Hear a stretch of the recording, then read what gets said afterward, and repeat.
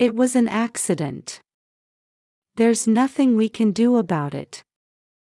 My husband wouldn't accept my plea after I miscarried due to being tripped by my mother-in-law, who was living with us. Even though I could no longer bear children. I hope it's born healthy. 3 years later, my mother-in-law joyfully celebrated my sister-in-law's pregnancy. Treated like a servant every day, my spirit was completely worn down at the time. However, after this, an unexpected turn of events reversed all circumstances, greatly changing my life. My name is Kristen. I married Scott, who was 3 years older than me, when I was 25. We had attended the same university, and I fell in love with him at first sight. After pursuing him relentlessly, he finally noticed me, proposed, and we got married. I was on cloud 9, looking forward to a life with my beloved Scott, who was handsome and kind.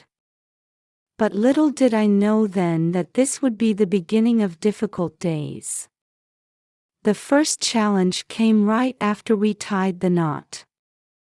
About our new home, it's okay if we live with Mom, right? Dad's passed away, so she'd be alone otherwise. I was taken aback by Scott's sudden proposal. Before marriage, I had been living alone, but he had been living at home. I had assumed we would look for a new house to live in together. Huh? Aren't we going to live by ourselves? Actually, Mom told me that if we were to get married, living together was a prerequisite. I never heard about this. I blurted out in shock at my husband's sudden confession. Apparently, he had already made an agreement with his mother to live together without my knowledge. This alone was hard to accept, but there was another problem. It seemed that my mother-in-law didn't like me very much. During our first meeting and at the wedding, she only spoke to me when absolutely necessary and occasionally gave me cold looks. I wasn't confident I could get along with a mother-in-law in such a state. However, my husband didn't seem to understand my concerns at all. What's the problem with living together? Don't worry, you'll get along well with Mom. When my beloved said this with a big smile, I couldn't respond. And so, I ended up living in Scott's family home, pushed by his optimistic attitude. But as I had feared, my concerns came true. Sigh. Your cooking isn't very good, is it? To spend so much time making such tasteless food. But it took so long because you forced me to clean in the middle of cooking. Are you talking back? Just because you're young and my son likes you, don't get cocky. You incompetent girl. It seemed my mother-in-law was jealous of me, her son's wife. She couldn't stand to see me happy, so she made me quit my job saying, a woman should stay at home after marriage, and pushed all the housework onto me, harassing me when my husband wasn't around. She would spill flour right after I had cleaned, or throw away the food I had made. Even when I talked to Scott about it, all he would say was, I'll talk to her, but despite pushing for us to live together, he didn't do anything. So, even though we were newlyweds, I was already stressed out. But in the midst of all this, there was one person who was on my side. I can't believe it. You're leaving everything to Kristen. Mom, you can move too, you need to share the work. It was my sister-in-law, Vanessa, who scolded my mother-in-law for lounging on the sofa while I was doing housework. It's fine. Kristen wants to do it. That can't be true. Scott, you need to properly scold Mom too. Why am I getting scolded too? Vanessa, who was mature for her 22 years, not only scolded Scott, who was watching TV, but also helped me with the housework. Let's do it together, she said with a cheerful smile, and I felt my heart being healed. Vanessa had been friendly with me since I started dating her brother.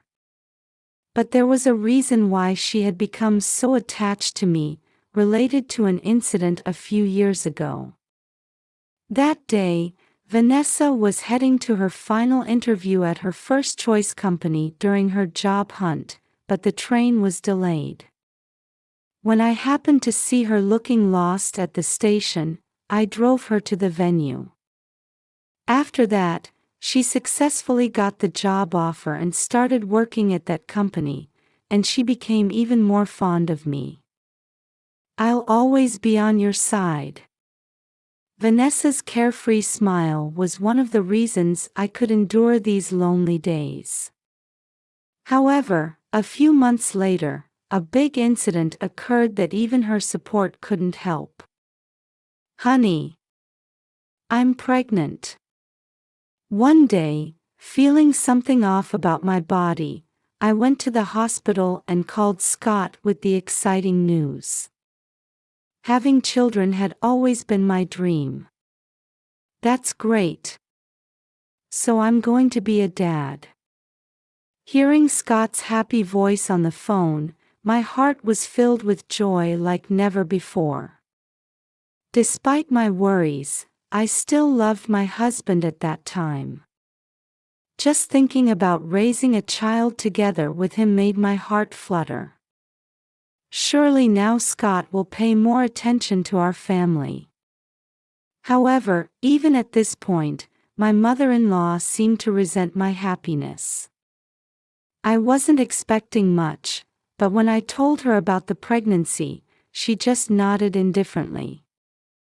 There was no consideration for my condition, rather, she started making me go shopping at distant stores and carry heavy furniture, increasingly burdening me.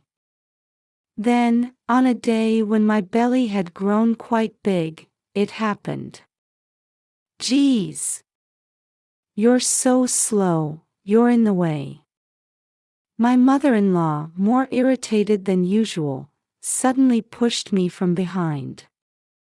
As a result, I lost my balance and hit my stomach hard on the corner of a table. Ouch!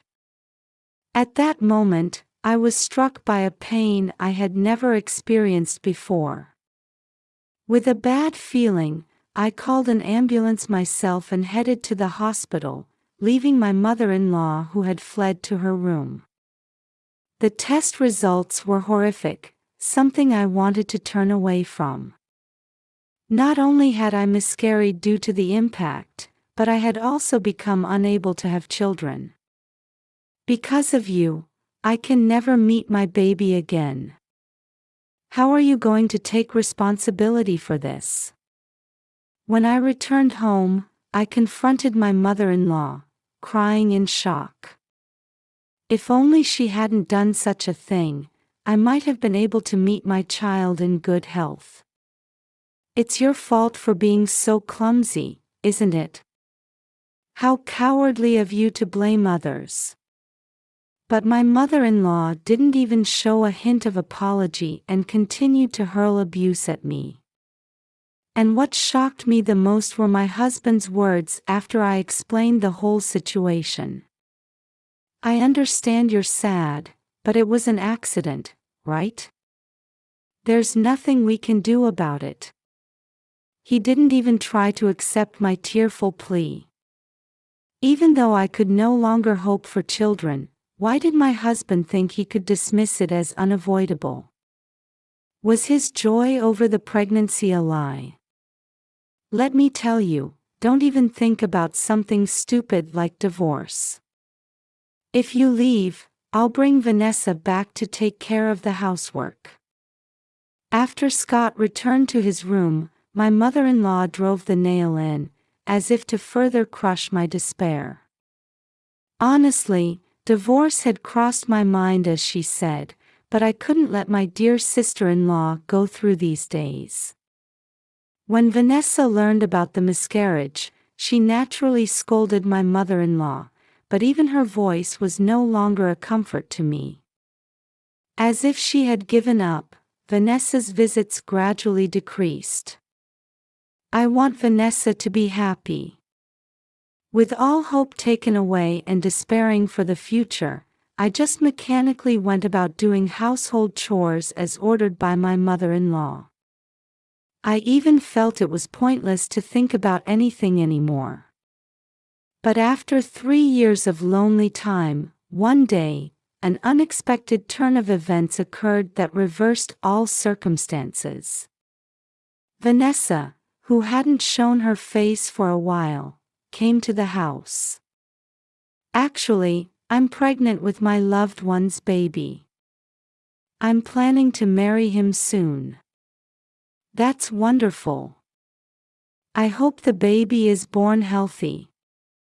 My mother-in-law was overjoyed at Vanessa's somewhat radiant announcement.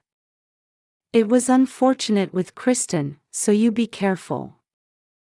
And as Scott smiled without any ill intent, I excused myself to go shopping, leaving the scene. As much as I wanted to be happy about Vanessa's pregnancy, I couldn't bear to see his reaction, which was completely different from when it was me. But that's when it happened. Kristen. When I turned around after hearing my name called, to my surprise, Vanessa had run after me.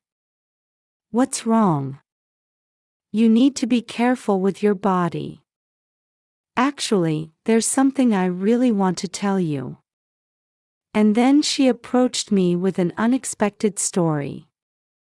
Vanessa strongly grasped my hand as I stood bewildered after hearing everything. Now it's my turn to help you. At Vanessa's words, looking at me with straight eyes, tears that I thought had long since dried up overflowed from my eyes. A few months later, I was waiting at home with my mother-in-law and husband for Vanessa to arrive.